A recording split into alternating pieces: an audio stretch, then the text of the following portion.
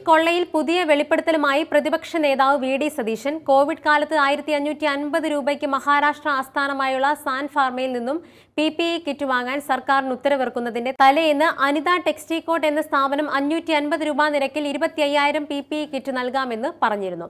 അവരുടെ കയ്യിൽ നിന്നും വാങ്ങാതെയാണ് 3 ഇരട്ടി വിലയ്ക്ക് സാൻ ഫാർമയിൽ നിന്നും വാങ്ങിയത്. PPE കിറ്റ് വാങ്ങിയതിൽ ക്രമക്കേടുണ്ടെന്ന് CAG റിപ്പോർട്ടിൽ ചൂണ്ടിക്കാട്ടിയിരുന്നു. എന്നാൽ അന്ന് കിറ്റ് കിട്ടാനില്ലായിരുന്നതുകൊണ്ടാണ് വാങ്ങേണ്ടി വന്നതെന്നാണ് മുൻ ആരോഗ്യമന്ത്രി KK ശൈലജ മറുപടി നൽകിയത്. മുൻ ആരോഗ്യമന്ത്രിയുടെ വാദം പൊളിയുകയാണ്. നിയമവിരുദ്ധമായി സാൻ ഫാർമയ്ക്ക് 100% അഡ്വാൻസും നൽകി.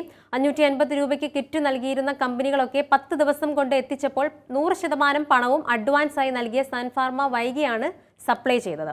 കേരള മെഡിക്കൽ സർവീസ് കോർപ്പറേഷനെ അഴിമതിയുടെ കൂത്തരങ്ങാക്കി സർക്കാർ മാറ്റി. ജനങ്ങളുടെ ജീവന് വരെ ഭീഷണി ഉയർത്തുന്ന തരത്തിലേക്ക് ഈ അഴിമതി മാറിയിരിക്കുന്നു. ആശുപത്രികളിൽ അവശ്യ മരുന്നുകൾക്ക് പോലും ക്ഷാമം നേരിടുന്നതിന് കാരണം KMSLന്റെ പിടിപ്പുകേടാണെന്ന് റിപ്പോർട്ട് അടിവരയിടുന്നതായും പ്രതിപക്ഷ നേതാവ് വി.ഡി. സതീശൻ ആരോപിച്ചു. കോവിഡ് കാലത്ത് PPE കിറ്റും മറ്റും മരുന്നുകളും വാങ്ങിയതിൽ വൻ ക്രമക്കേട് നടന്നതായി സ്ഥിരീകരിക്കുന്ന CAG റിപ്പോർട്ടിൽ സ്വതന്ത്ര ഏജൻസി അന്വേഷണം നടത്തണമെന്ന് മുൻ കേന്ദ്രമന്ത്രിയും BJP നേതാവുമായ V. മുരളീധരൻ പറഞ്ഞു. സാമൂഹ്യക്ഷേമ പെൻഷൻ നൽകാൻ പണമില്ലെന്ന് പറയുന്നവർ 10 കോടി രൂപ പൊതുഖജനാവിൽ നിന്നും നഷ്ടം വരുത്തിയതിന്റെ കാരണം അറിയാൻ ജനങ്ങൾ താൽപര്യമുണ്ടെന്നും മുരളീധരൻ ഡൽഹിയിലെ BJP ആസ്ഥാനത്ത് വാർത്താ സമ്മേളനത്തിൽ പറഞ്ഞു.